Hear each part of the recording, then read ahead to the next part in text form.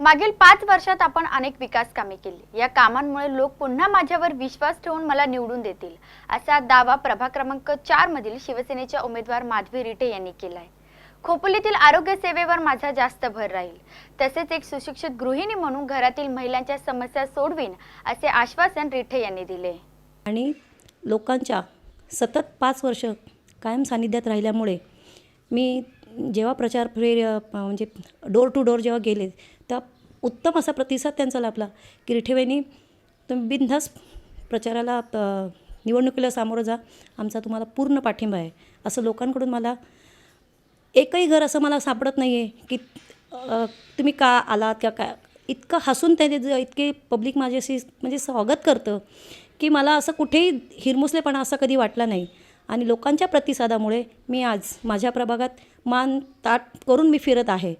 सर्वात प्रथम प्राधान्य देईल ते आरोग्याच्या संदर्भात, कारण मी आज विद्यमान नगरसेविका आरोग्य सभापतीपद हे 2 वर्ष मी सांभाळत आहे। एक तर 2011 साली आम्ही जेव्हा निवडून आलो तेव्हा महिला बालकल्याणचे उपसभापती होते, त्याच्यानंतर 2012ला मी आरोग्य सभापती झाले, 13ला, त्याच्यानंतर 1 वर्ष गॅप घेऊन आता पुन्हा 2015 ते 16 मी आज विद्यमान आरोग्य सभापती म्हणून काम करत आहे। आणि जनतेने मला पाहिलं आहे की एक महिला असून की आरोग्याच्या बाबतीत एवढ्या कळकळीने आज अख्ख्या खोपोली शहरात, म्हणजे माझाच प्रभाग नाही, माझ्या प्रभागासह मी हाळ ते चिंचवली ते आपलं जगदीश म्हणजे वासरंग, कुठलाही एरिया मला विचारा, वरची खोपोली, दस्तुरी, कुठलाही एरिया विचारा की जिथे मी पोचली नाही, तुम्ही कुठेही जर माझ्याबद्दल जर तुम्ही जनतेला विचारलं की रिठे मॅडम यायच्या का, तुम्हाला कुठेही असं ऐकायला मिळणार नाही की रिठे मॅडम आल्या नाहीत।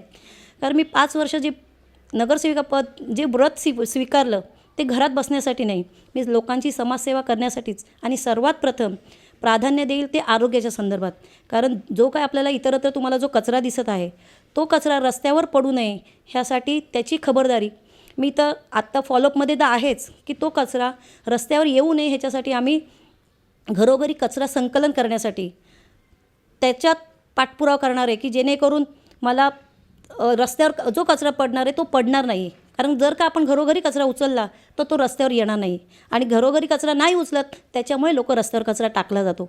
कारण कसं आहे, प्रत्येकजण कामावर जाणारे लोक असतात, ते लोक काय करतात, वाट बघतात आपली कचरावाली आली का नाही, कचरावाली आली पिशवी घेतात, कचरा रस्त्यावर टाकतात। हा कचरा पडू नये आणि इतरत्र शहर आपलं अस्वच्छ दिसू नये ह्यासाठी माझा सर्वात मोठा प्रयत्न असणार आहे की रस्त्यावर इतरत्र कुठेही कचरा दिसता कामा नये।